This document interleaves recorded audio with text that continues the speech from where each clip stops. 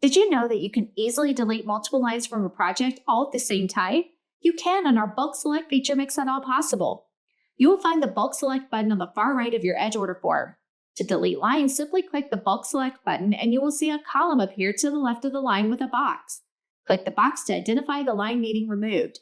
Once all the lines have been marked that you no longer want, click Remove Rows at the bottom of your project page. All lines that were checked will be deleted. Bulk Select is also a great tool to use if you need to break up a project into multiple order forms.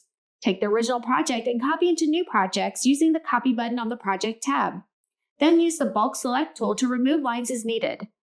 Additional information regarding Bulk Select. Once the lines are removed, they will be permanently deleted, so be sure to double-check your openings before clicking Remove Rows. You may find it best practice to preserve the original order by using the Copy feature on your Project tab and make changes to the copied projects.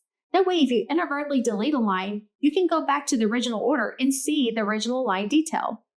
Currie's Edge is proud to offer Bulk Select to help you during those times where you need to delete multiple lines quickly. Thank you for using Currie's Edge. Check out our other Edge videos to help you get the most out of this online ordering tool.